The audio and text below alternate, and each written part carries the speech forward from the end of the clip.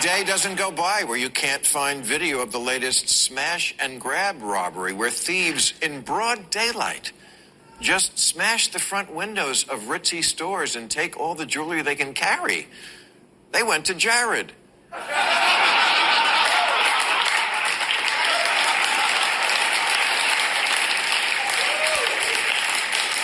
And when did they legalize shoplifting?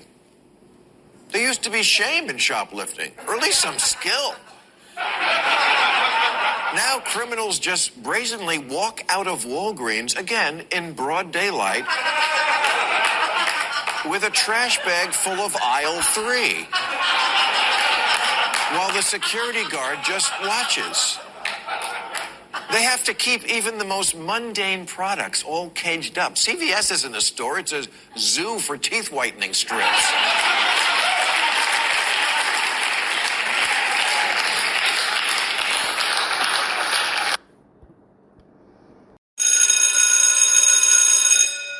Good morning. It's Friday, Aristotle Friday, October the 20th, and this is The True Conservative. Welcome to all the butchers, bakers, and candlestick makers out there. I'm Ron, your host, and the only true conservative in the United States today. So today, after the Serenity Prayer and the theme from Rio Bravo, we will have Conservative, Squawk Box, Maria Bartiromo, Varney and Company, No Free Lunch, Rules for Patriots, Rules for Retrogrades, Rules for Radical Conservatives, Reminder, Bishop-barron, Ayn Rand Quote, Matt-Gaetz, King-Abdullah, and Aristotle. All that and more when I get back.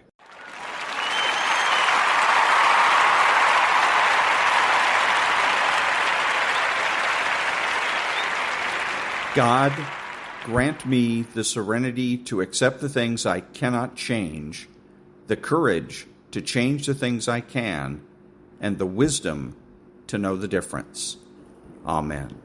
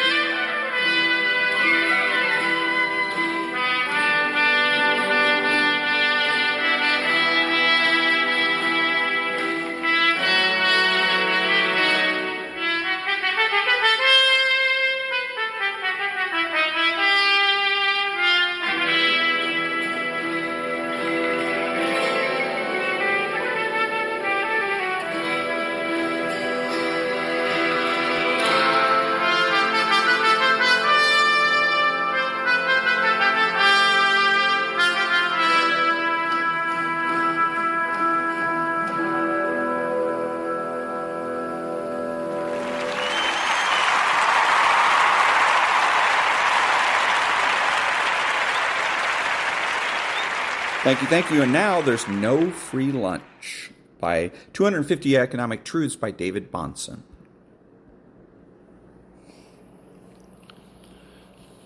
Who bears the burden of the minimum wage?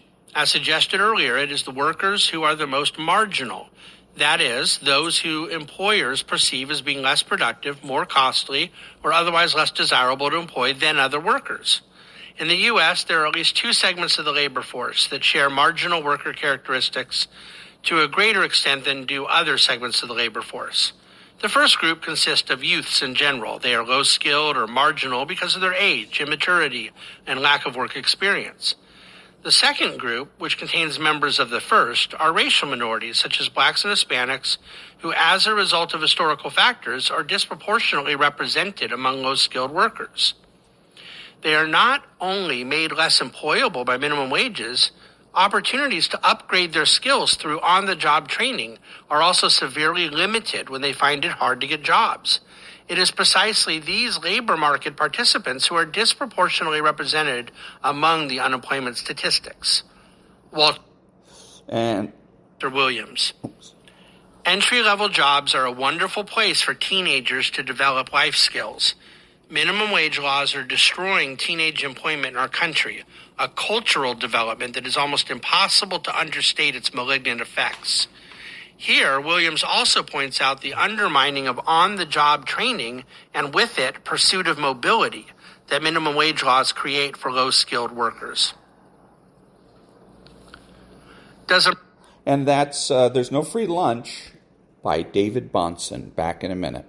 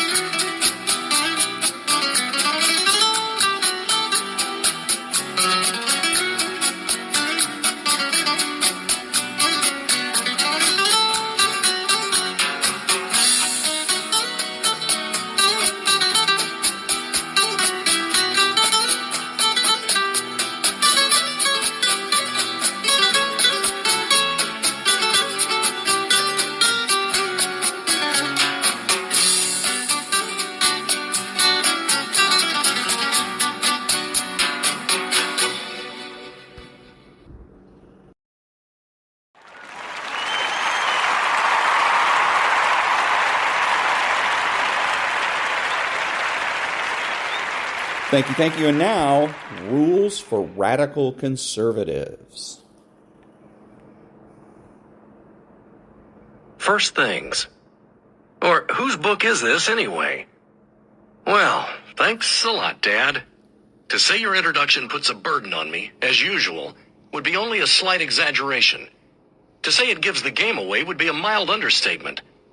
To say it promises to telegraph to the principal enemy every element of our grand strategy, well, even you can't be that dumb, or vengeful, or maybe you can. So there must be a method to your apparent madness, a cunning plan behind your apparent magnanimity, and I, merely your humble servant. Please allow me to introduce myself. I am David Kahane, the only progressive yet to successfully infiltrate and co-opt the vast right-wing conspiracy, principally via the pages of National Review, both Dead Tree and online, and now in this book. Dedicated as I am to destroying you and your precious American way of life, your implacable enemy who will fight you until the last trump, I nevertheless just can't take your ridiculous bumbling around anymore. For Gaia's sake, you idiots, wise up. Here at the end, when we have you down for the count, go ahead, take a swing. I must have a soft spot either in my heart or in my head, because I am about to let you in on a little secret. Okay, a great big secret, which is this. You can fight us. You can beat us. You can even destroy us forever. If only you have the will, which you don't. Not yet, at least. But I am now about to show you the way. First, I'm going to take you on a little tour of our world. I want you to fully understand what we have done to you, and in retrospect, how relatively easy it all was. Sure, there were some broken heads along the way, but in the main, we have effected our revolution. A near fundamental transformation of American society that didn't have to happen, but which we have convinced you through our friends in academia and the media, and by our own incessant posturing and preening and preaching, was not only morally necessary, but inevitable. I want you to get mad. Good, old-fashioned, all-American furious, as you realize that we've been playing you for suckers for decades now, relying on your goodwill and sense of fair play, and willingness to entertain any theory, no matter how ridiculous. Slow to anger, that's you guys, whereas our side usually resembles nothing more than visiting day in the insane asylum, what with all the shouting, shrieking, screaming, begging, whining, imploring, and general carrying on. Whereas you tend to sit there, smiling and nodding, welcoming us into your homes via the evening news, and into your children's noggins via the state-controlled educational system, and into your purses and bank accounts via the ever-expanding reach of the federal government and its insatiable appetite for your money and your property. Not realizing that slowly we are squeezing the life out of you and what used to be your country, slow-boiling the frog, delay poisoning you with our arsenic biscuits, the way Miss Madeline Smith eventually rid herself of her inconvenient lover, Emile Angelier, in long-ago Scotland. I want you to understand that very little of what you're about to read has happened by accident, that most of it was done with malice aforethought, not in any vast left-wing conspiracy sort of way, controlled from Moscow's center by a giggling psychopath stroking a white cat, but still deliberately, and with the clear intention of bringing down your society and replacing it with something else. Something that will still be called the United States of America. Maybe. We haven't decided yet. But will bear as little resemblance to the land of Lincoln as 19th century Britain does to its 21st century incarnation. I want you to understand that with each passing day, as we wrap our tentacles more tightly around you, binding you with a million small pieces of petty legislation, harassing legal tactics, intrusive law enforcement, and the criminalization of just about everything, we are doing this for a reason. To weaken you enough so that in the unlikely event you actually do decide to fight back at last, you won't be able to. I want you to understand that when we say it's for your own good, we mean it's for our own good. When we use a term like social justice, what we really mean is that payback's a bitch. When we speak of affordable housing, what we really mean is that we want to destroy your communities by attacking your property values. When we start complaining that something is unsustainable, we have not the slightest shred of evidence to support that assertion. And what we really mean is that it is, in fact, entirely sustainable, but that we are doing our best to wreck it. When we start babbling on about advocacy and activism, only we men of the left could invent out of whole cloth the twin non-professions of activist and advocate and have them taken seriously in the pages of the New York Times. What we really are talking about are what used to be known as agitators. Whenever we accuse you of something nefarious, and our usual litany includes such well-worn staples as racism, sexism, ageism, heightism, weightism, carnivorism, anti-disestablishmentarianism, homophobia, trichodecaphobia, hydrophobia, and glossolalia, or of adopting a particularly mean, dirty, and low-down tactic, it simply means that those are the very things we are thinking of at that exact instant, and would actually indulge in ourselves if we thought you weren't looking. When we say hate speech, we pretty much mean every word that comes out of your mouths. When we speak of such things as fierce moral urgency, our morality is based on absolutely nothing more than whatever suits our purposes, and bears only an accidental resemblance to anything found in such traditional sources of morality as churches and synagogues, or basic common decency. We really do believe, as far as you're concerned, that the perfect must be the enemy of the good, and that the impossibly perfect must always and everywhere be the enemy of the good enough right now. Therefore, nothing you can ever do will please us, and we will always hold it against you. I want you to understand the truth of Frost's observation that a liberal is a man too broad-minded to take his own side in an argument.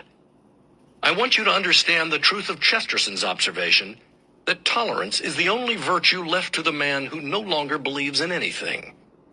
I want you to understand that though we may profess to celebrate life, in fact, we're little more than a suicide cult, intent on doing in our rage and self-loathing as much damage as possible before finally shuffling off into the darkness that we are sure awaits us. I want you to understand that we will not be happy until you agree with us one way or another. I want you to understand that you have met the enemy, and he is us. And then, I want you to do something that under ordinary circumstances you should never, ever do. I want you to trust me. Come on, what do you have to lose? You've been willing enough to buy into just about every other crackpot proposition we've been peddling over the decades, so why not this one? Why am I doing this? In part, because it's been so pathetically easy to defeat you up to this point, you've taken all the fun out of it. As Dad said, we thought we'd level the playing field a bit and give you wingnuts a chance, the better to make our ultimate victory the sweeter. After the beating you've taken, you need all the help you can get, and that's what I'm here for. Even though when all the chips are counted, we will still be doing a victory dance in your end zone, pointing our fingers at you and taunting you like the trash-talking schoolyard bullies we so desperately wanted to be as kids, but put off until we could gather lots more of our own kind around us. You have to admit that our brilliantly insidious game plan has been a thing of beauty to watch as it's unfolded. In conception, at least, if not at the messy street level. Or as Uncle Joe Stalin once observed, you can't make an omelet without breaking a few heads. Or something like that. Who else could have systematically dismantled the soi-disant greatest country the world has ever seen? All from the inside and without firing a shot. Okay, maybe a few here and there, along with a couple of bombs courtesy of Bill Ayers and his pals, and all the while claiming the moral high ground. It's annoying but true.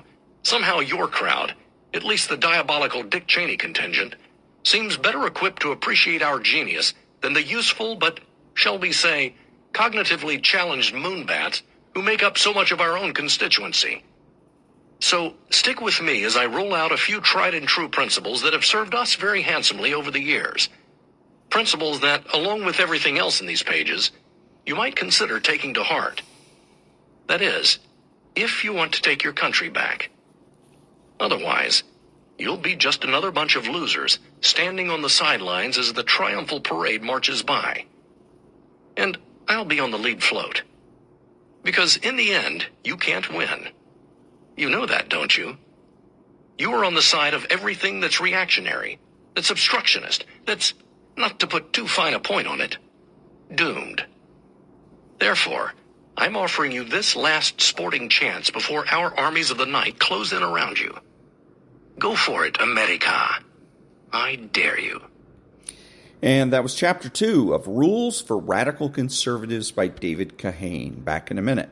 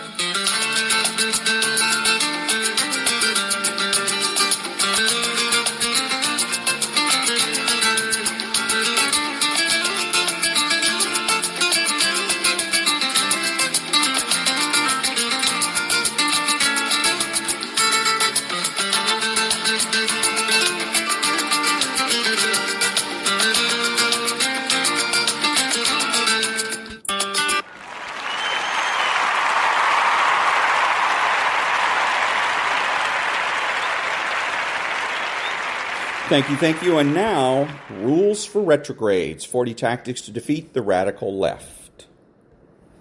Forward. We have never been more miserable. Despite historic peace and material prosperity, surveys show happiness has declined steadily in the United States over the past half-century. A loneliness epidemic has overshadowed not just the United States, but the entire Western world, and the problem only stands to get worse, as young people report feeling lonely more often and more intensely than any other age group. Marriage rates have plummeted, as have birth rates, which have now fallen below replacement.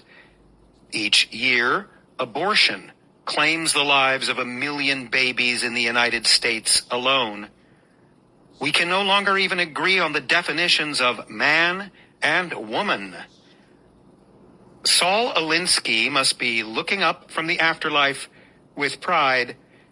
Alinsky's rules for radicals inspired some of the most prominent progressive politicians in recent history, including former President Barack Obama and former Secretary of State Hillary Clinton, with whom the authors of those rules exchanged gushing letters.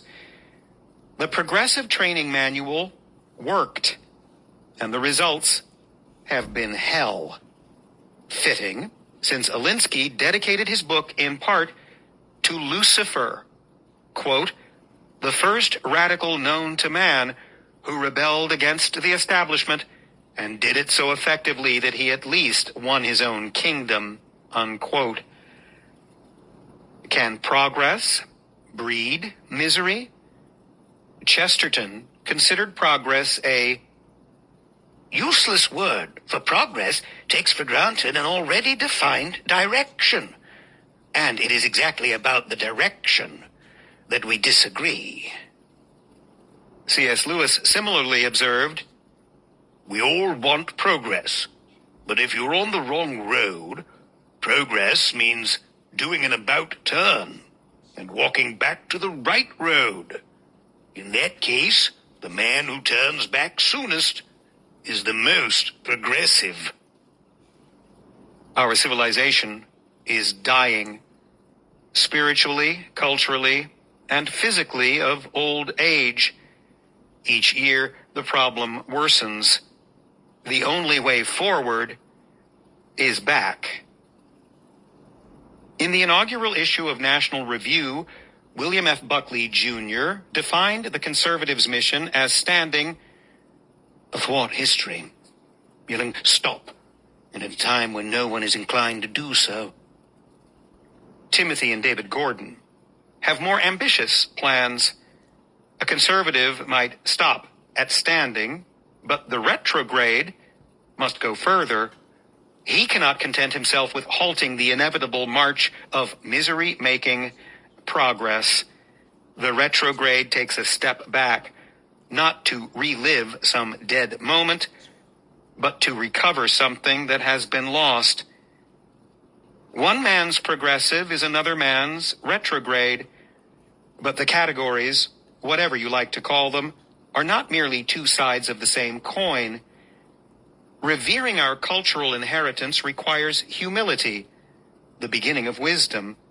Toppling our tradition demands pride, the deadliest of the 7 deadly sins. Where Saul Alinsky enticed his readers to vice, the Gordon brothers encouraged theirs to virtue. President John F. Kennedy explained the difference half a century ago in the words of the socialist playwright George Bernard Shaw. Some see things and say why, he explained. But I dream things that never were, and I say, why not? Kennedy's brother Robert adopted the line as a slogan for his own presidential campaign. Their other brother Edward quoted it at Robert's funeral, and generations of progressive politicians have parroted the line ever since. What Kennedy failed to mention is the specific origin of the quotation, which appears in Shaw's play Back to Methuselah in the mouth of the serpent, tempting Eve in the Garden of Eden. It is curious how often Satan crops up in the history of so-called progress. Words such as left and right, forward and backward, progress and regress take a political discussion only so far. Eventually, the conversation must come to sin and grace, because, as Cardinal Manning observed, all human conflict is ultimately theological.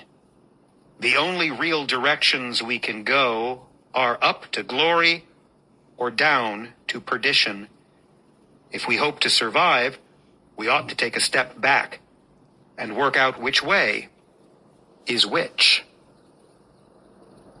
Michael J. Knowles, Los Angeles, California, 20 December, 2019. And that was the foreword to Rules for Retrogrades, 40 Tactics to Defeat the Radical Left. The foreword was by Michael J. Knowles, and the book is written by Timothy and David Gordon. Back in a minute.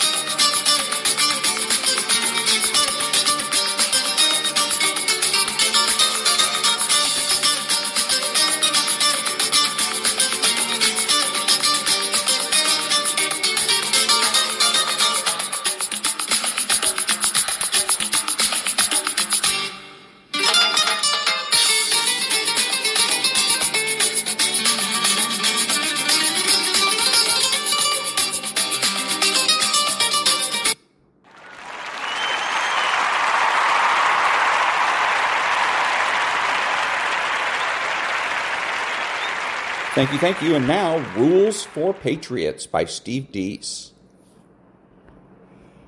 Chapter 9. Commandment number 8. Always make your opponent defend their record/belief system. Your Republican champion is ready to take on a notoriously liberal member of the mainstream media, who is a Democrat talking point regurgitator masquerading as an objective journalist. His show might as well be called The Graveyard, because so many conservatives have gone there to die in the past that grassroots patriots wonder why Republicans even agree to do it at all anymore.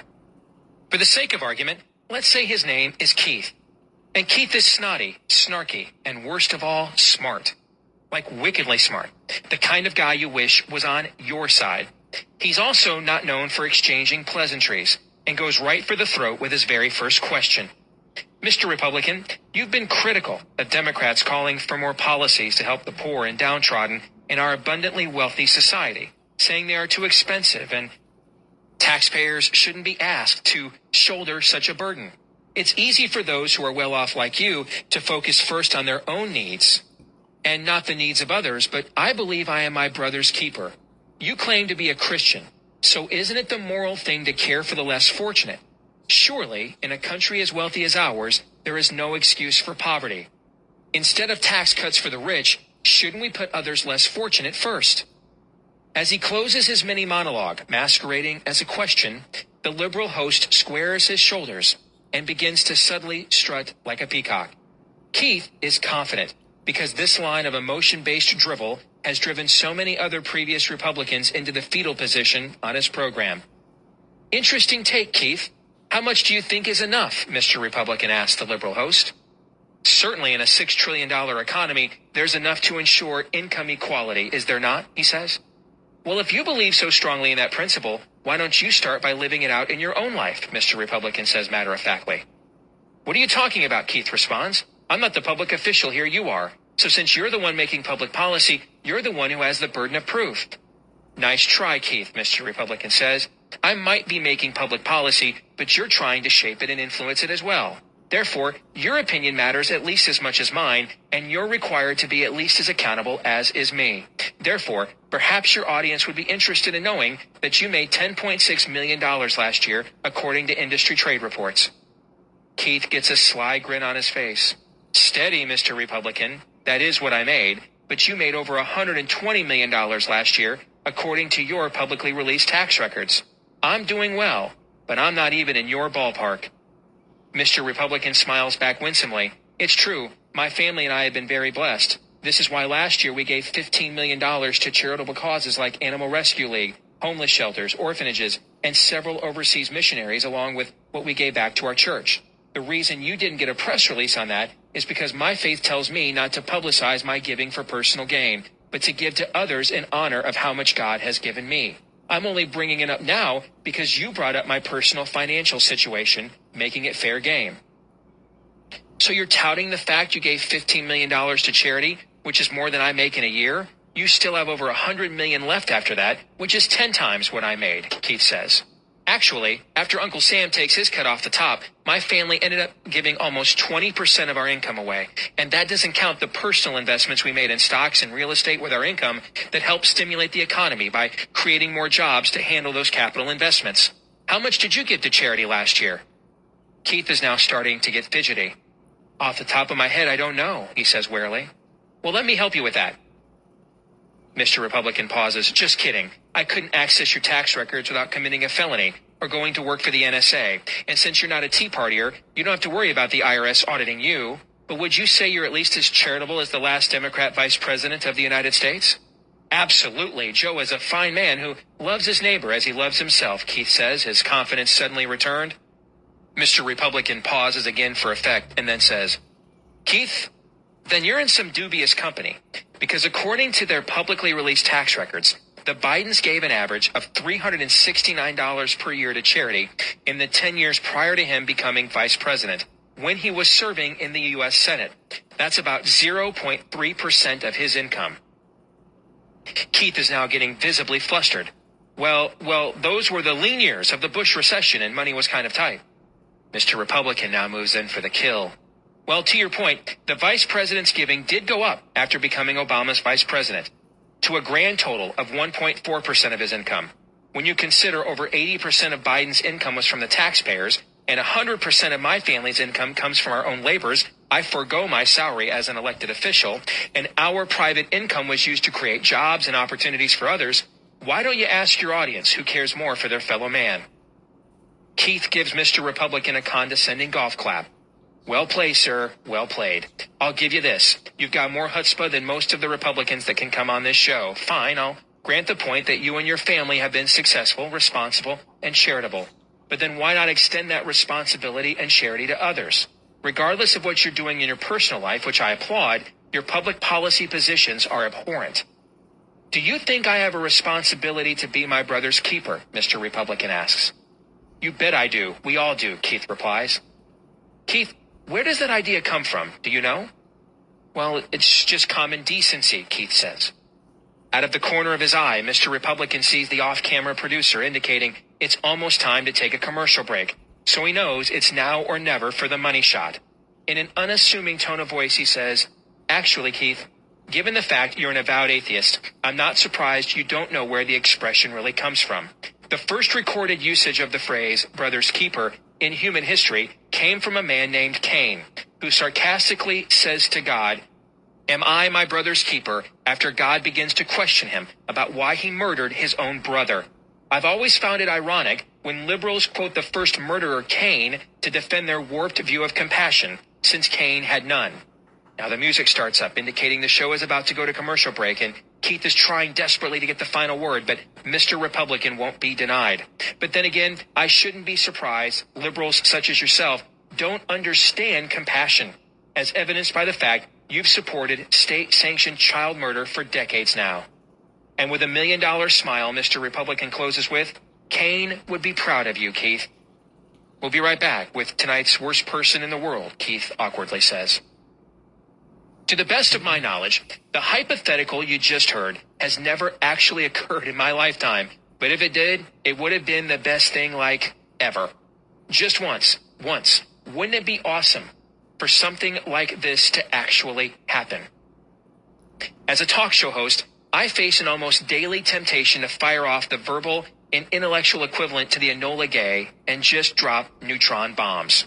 However, we need to remember weapons of mass destruction create collateral damage and fallout, and sometimes that fallout reaches your house. I'm not saying there's never a time for mushroom clouds, but I am saying I've had to learn the hard way there's never a time to do it all the time. Besides, why drop a weapon of mass destruction when skilled precision does the job even better? In the current theater of political warfare, we need fewer B-1 bombers and more skilled Navy SEAL types. For example, In the hypothetical you just heard, notice how often Mr. Republican uses a question to set up his antagonist. In a relatively short exchange, Mr. Republican asks Keith about 8 questions. The questions are framed skillfully and used purposefully. They are somewhat open-ended and at times non-threatening, at least on the surface. They look like invitations to dialogue, but they're structured in a way that it forces the other side to reveal their own belief system when answering. We must add this arrow to our quiver, because without it, we end up arguing their premise and playing defense all the time. Revealing the true motive and worldview of your opponent by asking questions, as opposed to debating opposing declarative statements, has been a devastating tactic used throughout history and is often utilized in the Bible, often referred to nowadays as the Socratic method. The use of questions to stimulate critical thought and deconstruct your adversary was used several times in the New Testament by Christ himself. These examples are particularly relevant today because during his earthly ministry, Christ was facing a philosophical predicament similar to what many American patriots are faced with today. Jesus was implementing a paradigm that challenged the corrupt established order. On one side were pagan authorities who opposed everything he stood for, but they were willing to leave him alone provided he kept his beliefs private and didn't challenge their power base. This, of course, is impossible, for if we start sectioning off our faith from certain segments of our life, we're disobeying our Lord, who demands we live out the faith his grace has provided for us in every part of our lives. On the other side were those who viewed themselves as subjectively good because they didn't see themselves as subjectively bad as the pagans, and they didn't understand why Jesus challenged them so directly when clearly they were the lesser of 2 evils. Sounds a little familiar, doesn't it? American patriots today are faced with a Democrat Party whose leadership wants to either rewrite the U.S. Constitution or shred it altogether. But we're also faced with a Republican Party leadership that is either too corrupt or cowardly to oppose them. And then when we challenge them to do the job we elected them to do, they sanctimoniously ask us why we're holding them accountable when the Democrats are so much worse. We know the Democrats are bad. That's why we voted for the Republican. But we didn't vote for the Republican to give us piecemeal the exact same thing the Democrat would give us in bulk. We voted Republican to oppose the Democrat altogether and do what is right.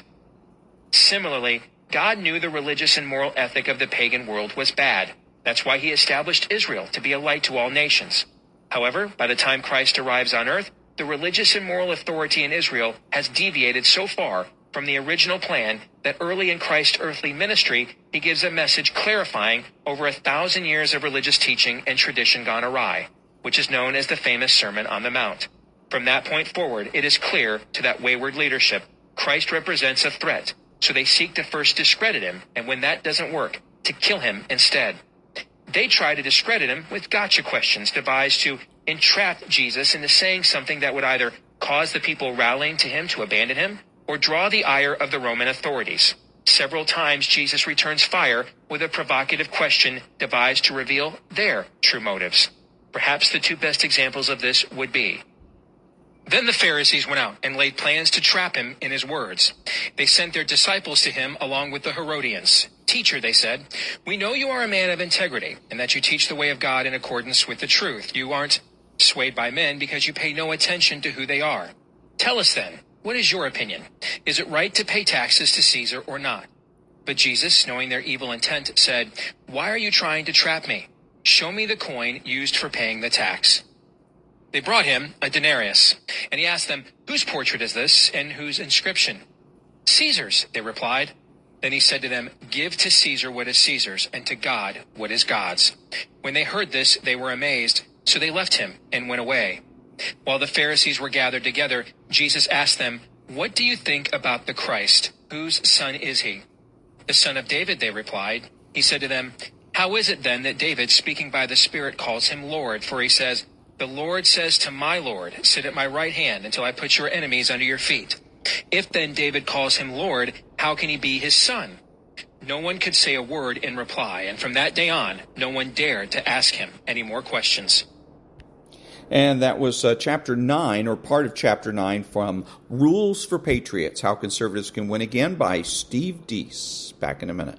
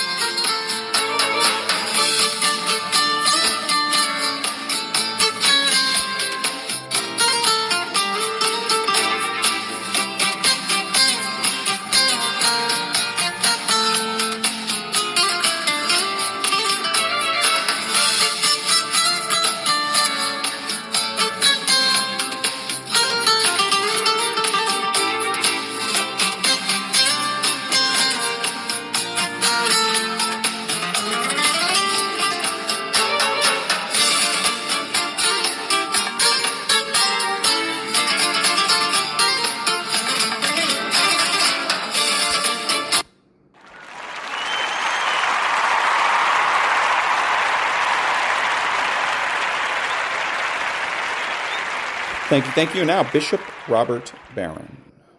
There's only one real sadness in life, not to be a saint. There's only one sadness. You say, oh gosh, I'm sad because I didn't achieve this goal. I didn't get the money I wanted, didn't get the career I wanted, didn't get the wife or husband I wanted. Well, okay, but those aren't real sadnesses. The only real sadness is not to be the person God wanted you to be. If you let that become the governing principle of your life, everything will change.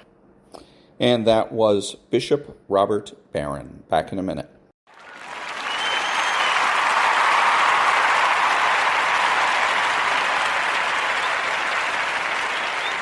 Thank you. And now, the Ayn Rand quote of the day. Quote, if men want to oppose war, it is statism that they must oppose.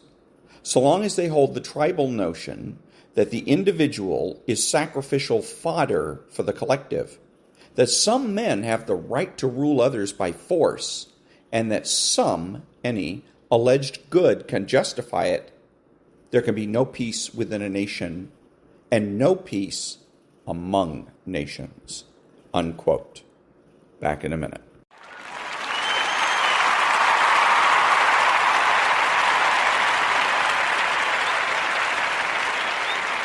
Thank you. So I was just thinking about, again, what it is that makes somebody a true conservative and things of that nature.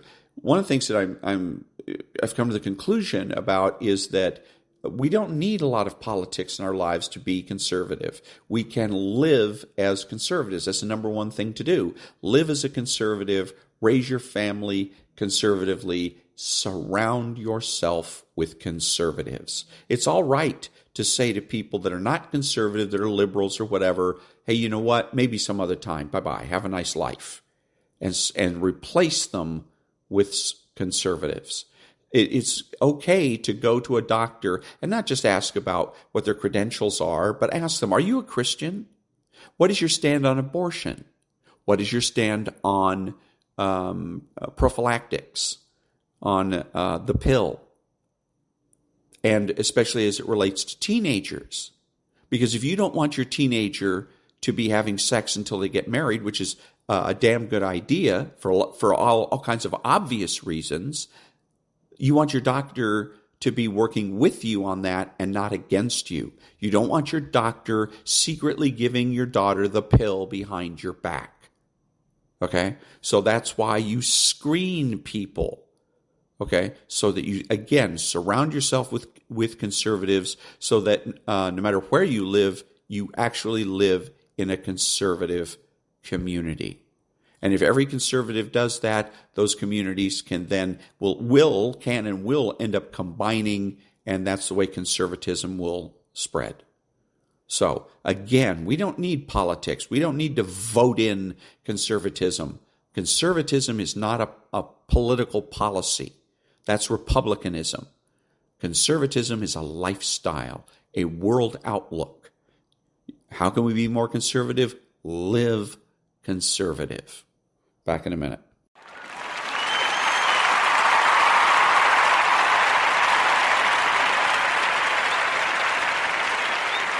Thank you. So listening to Squawk Box, they're interviewing a guy. They're talking about the Israeli war, of course, and because they're people that are for-profit, and the Israeli war is a ratings bonanza, and so I'm sure they expect to make lots of money and get rich.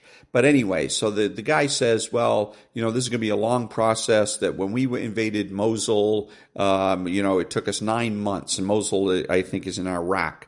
Not that I really care, but when we went in there, it took 9 months for us to take it over. And I thought to myself immediately, because I remember this, why did it take 9 months? Simple, because we and the Israelis allow the news media to run our military.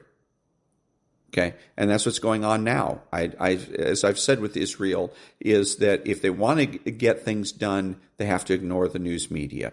They have to deny that there are any civilians in Gaza. They have to deny publicly that there are any hostages. If they want to acknowledge it privately behind closed doors, that's fine.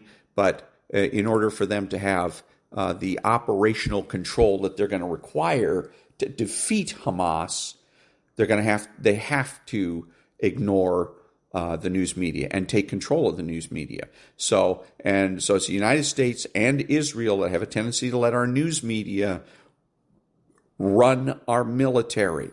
They become the chiefs of staff or the chairmen of the joint chiefs of staff of our military, and they're the ones that decide what happens, when it happens, and how it happens.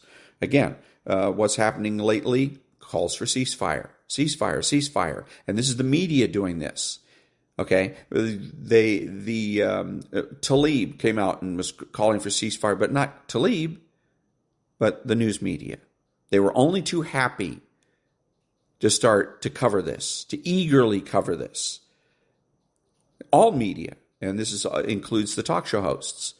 They were playing, they would, yesterday I heard it, listen to Tlaib crying about the Palestinians, and they play the clip of her asking or demanding for a ceasefire and attacking, so to speak, the President of the United States for not demanding a ceasefire, for siding with Israel, whatever. The point is, this is the news media's doing. The news media gets to decide what they consider news and what they don't, and to what degree. You can cover a story and say, today, one of the Congress people, Rashid Tlaib, made a demand for a ceasefire, and then move on to your next story. But they don't. They settle on this story, and they milk it for all it's worth. Why? Because they want to be the ones running Israel's military. They want to put maximum pressure on the Israelis to do what they want, which is to give a victory to Hamas and Hezbollah. Back in a minute.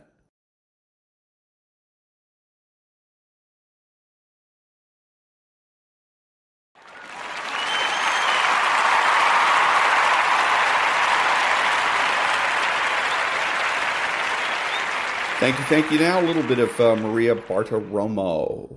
The threat of terrorism here at home on U.S. soil rises with all of this across the world. The tinderbox that is now the Middle East is already, we're seeing this spreading, the emotions, the anger on both sides, which is very unfortunate what we're seeing in these U.S. cities on college campuses, the rhetoric we're getting from the likes of Rashida Tlaib, which is not helping whatsoever. We need leadership in Washington right now. We don't need games. We don't need emotions. We need people in Congress, in the Senate, to come together.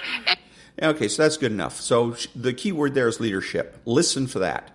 Whenever somebody's talking about leadership in government, and it's referring to a democracy, they're wrong. Flat out wrong. There are no leaders in a democracy. There's only representatives. Even the executive branch or the judicial branch, they represent us.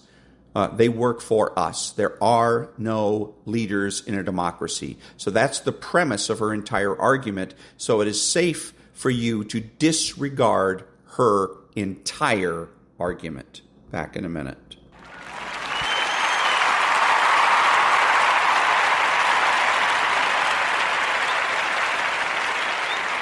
Thank you. Now a little something from Varney and Company. Spokeswoman for Prime Minister Benjamin Netanyahu. Meanwhile, more attacks on U.S. troops in the Mideast are ramping up.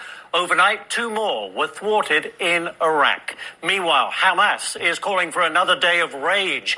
They're encouraging Muslims across the globe to stage mass protests against Israel. And of course, we'll be... So there you go. This is what I'm talking about. This is what Hamas is really all about. Hamas and Hezbollah, because that's part of the Muslim doctrine. The idea that at some point in history, there's going to be a massive Islamic uprising around the world, and that that Islam will usher in the 12th Imam or whatever it's called, but their version of paradise. Okay, so it'll be Islamic paradise. Everybody will either convert to Islam or be killed. And so this is what he's talking about when he says he wants it. They want it worldwide. They want Muslims everywhere to rise up in righteous anger and indignation, et cetera, et cetera. So it's never happened in the past. It's not happening now, other than you have some feeble protests or part-time protesters that show up in Jordan and other places. So I have no reason to believe that that these calls for a global day of rage are going to be heated. Back in a minute.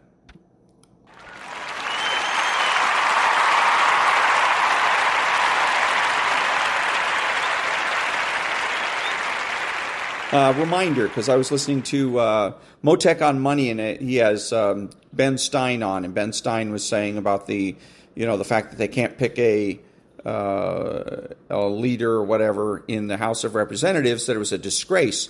Also, we come to find out there was somebody that said flat out that they would just absolutely won't vote for Jordan because he supports Donald Trump. And so again, it just gives support to what I've been saying, and you need to keep this in mind. The whole reason we're here where we are today is because of Mitch McConnell and all the Trump-hating Republicans in the Republican Party. Because all of those boobs would rather they'll withhold money to support Trump candidates so that there is no majority. They'd rather have no majority in the Senate and a very small majority in the House of Representatives so that they can stick their thumb in the eye of Donald Trump than doing the right thing for their constituents. So remember who's really to blame, and it's not Matt-Gaetz. Now, another thing, Matt-Gaetz came out apparently today, if you believe the rumors, and he said that he's willing to sacrifice his career in the House of Representatives if that will bring around people to vote for Jim Jordan. So he said, you want to censure me? I'll take it. If you want to kick me out of the House, I'll take it. Whatever punishment you want to give me, I'll take it if you go ahead and support Jim Jordan.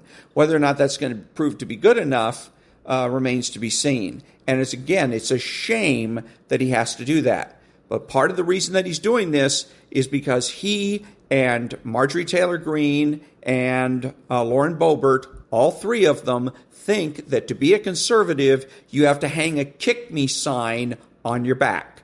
You don't. If you use a little bit of sophistication in the way you go about things, and I've already described what it is that they could have done, how they could have approached their opposition to McCarthy in a sophisticated way that would have drawn all the negative attention to McCarthy and away from them. But now it's too late. So they want to hang a kick me sign on their backs. Now they're going to get kicked. That's all there is to it. And it looks like Matt-Gaetz is going to be the first one, the first kick-y, if you will. Again, a shame that should happen, but that's the way it is. But remember, we're out of majority and have a very slim majority in the House because of Mitch McConnell and his buddies. Back in a minute.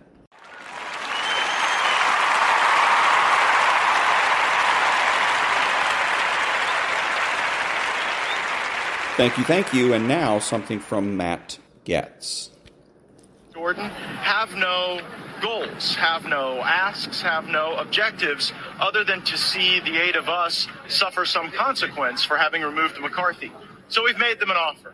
The 8 of us have said that we are willing to accept censure, sanction, suspension, removal from the Republican conference. We, of course, will remain Republicans. We will continue to vote with Republicans on Republican principles. But if what these holdouts need is a pound of our flesh, we're willing to give it to them in order to see them elect Jim Jordan for Speaker. And that was Matt-Gaetz. Very bold gesture. Back in a minute.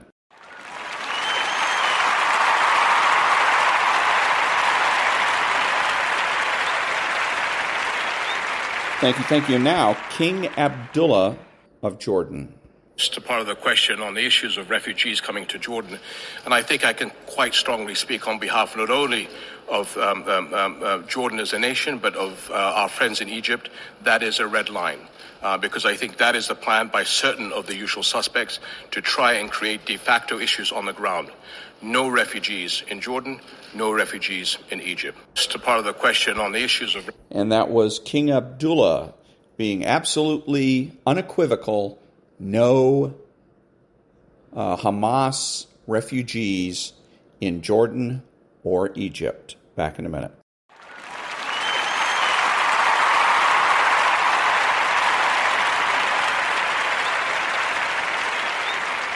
Thank you. And now Aristotle for everybody. Difficult thought made easy. Two pairs of words are operative in immediate inference as well as in the more complex process of reasoning. They are if and then, and since and therefore. In order to express the logical correctness of an immediate inference, the inference that some swans are white from the fact that all swans are white, we say, if all swans are white, then it must follow that some swans are white. To express the incorrectness of an illicit conversion, we say, if all swans are white, then it does not follow that all white objects are swans. If, then statements of these two kinds are statements of logically correct and logically incorrect inferences. The important point to note here is that the truth of these if-then statements about logically correct and logically incorrect inferences does not in any way depend upon the truth of the statements connected by if and then.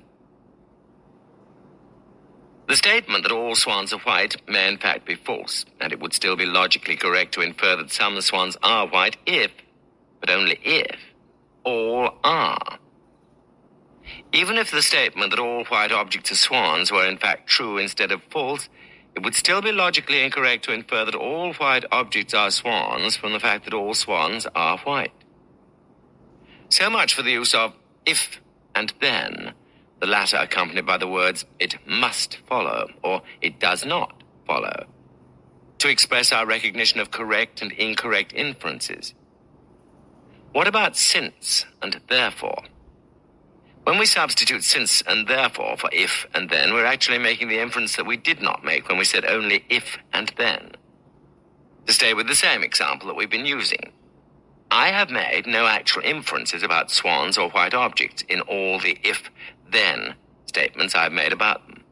I do not make an actual inference until I say, since all swans are white, it therefore follows that some swans are white. My assertion that all swans are white enables me to assert that some swans are white. Only when I make assertions of this kind, connected by since and therefore, does the truth or falsity of my first statement affect the truth or falsity of my second.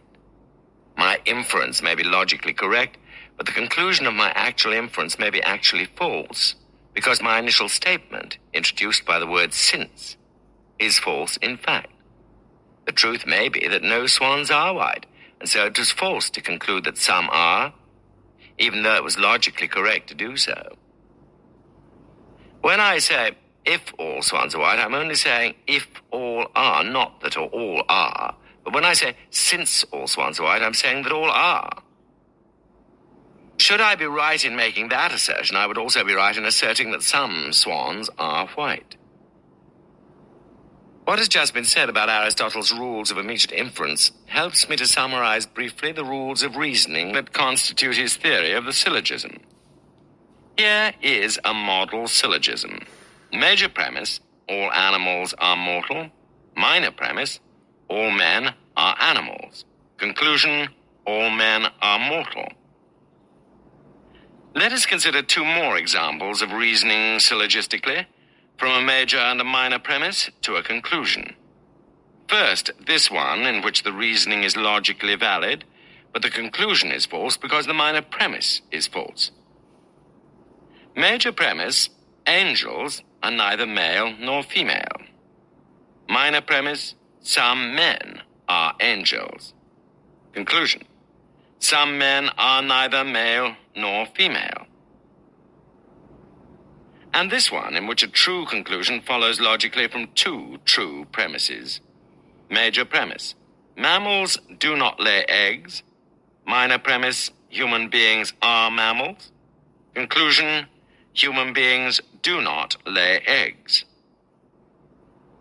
Considering these three different pieces of reasoning, we can observe at once that syllogistic reasoning is more complicated than immediate inference. In immediate inference, we go at once from a single statement to another single statement, and both statements will have the same terms. In syllogistic reasoning, we go from two statements, in which there are three different terms, to a conclusion in which two of these three terms occur. In the first example above, the three terms in the major and minor premise were animals, men, and mortal. And the two terms in the conclusion were men, a term in the minor premise, and mortal, a term in the major premise. That is always the case in syllogistic reasoning, and it is always the case that the third term, which occurs in both premises, animals, has been dropped out of the conclusion. Aristotle calls the term that is common to the major and the minor premise the middle term. It is dropped out of the conclusion because it has served its function in the reasoning process. That function is to connect the other two terms with each other. The middle term mediates between them. That is why Aristotle calls syllogistic reasoning mediated as contrasted with immediate inference. In immediate inference, there is no middle term because there is no need of mediation. I will not bother to spell out how this works in the three examples of syllogistic reasoning just given. You can do that for yourself. The only additional rules that you must note are these. First, that if the major or the minor premise is negative, if it contains some form of is not instead of is, or no instead of all, then the conclusion must also be negative. You cannot draw an affirmative conclusion if one of the premises is negative. The second rule is that the middle term must function connectively. Here is an example in which the middle term fails to do so. Major premise. No men are by nature beasts of burden. Minor premise. No mules are by nature men. Conclusion. No mules are by nature beasts of burden. Not only is the conclusion false in fact, but it is also a logically incorrect conclusion. An affirmative conclusion must be drawn from two affirmative premises, but no conclusion at all can be validly drawn from two negative premises. The reason is that the negative in the major premise excludes all men from the class of things that are by nature beasts of burden, and the negative in the minor premise excludes all mules from the class of men. Hence, we cannot correctly infer anything at all about the relation between the class of mules and the class of things that are by nature beasts of burden. It is interesting to observe in the example just given that the major and minor premises are both true, while the conclusion that does not logically follow from them is false. It is quite possible for both premises to be false in fact, and for a false conclusion to follow logically from them. For example, major premise, no fathers have daughters. Minor premise, all married men are fathers. Conclusion, no married men have daughters. What all these examples, and many others that we might consider, show us is something that has already been pointed out and is perhaps worth repeating. Reasoning may be logically correct regardless of whether the premises and the conclusion are true or false in fact. Only if both premises are in fact true is the conclusion that follows logically from them also in fact true. If either premise is false, then the conclusion that follows logically from them may be either true or false. We cannot tell which it is. On the other hand, if the conclusion that follows logically from certain premises is in fact false, then we can infer that one or both of the premises from which it is drawn must also be false. This leads us to one more important rule of reasoning that Aristotle pointed out. In syllogistic reasoning, as in immediate inference, the validity of the inference is expressed by an if and a then. In the case of syllogistic reasoning, we are saying that if the two premises are true, then the conclusion that logically follows from them is also true.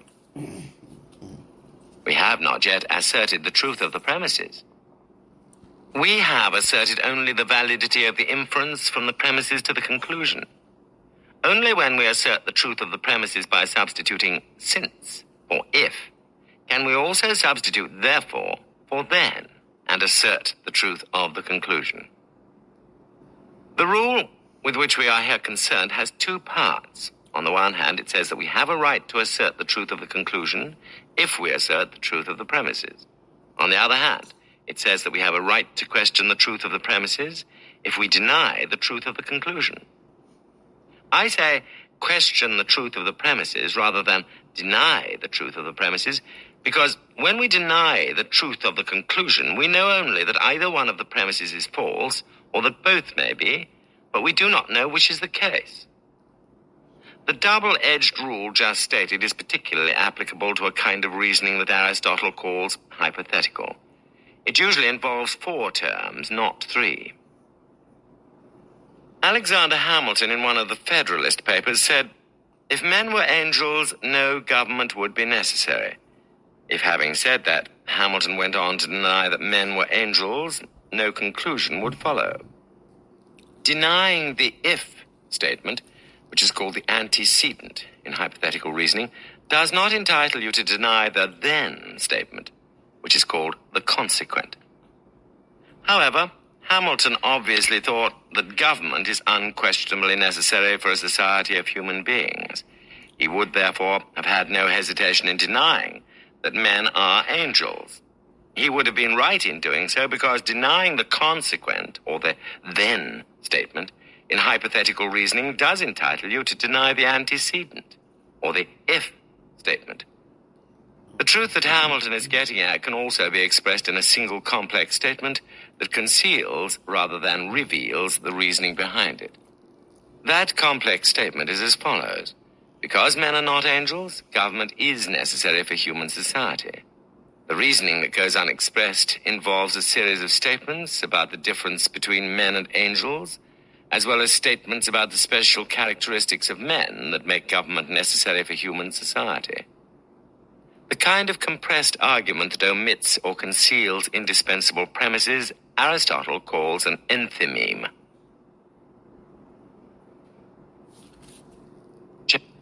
And that was chapter 18 of Aristotle for Everybody, Difficult Thought Made Easy by Mortimer J. Adler. Back in a minute.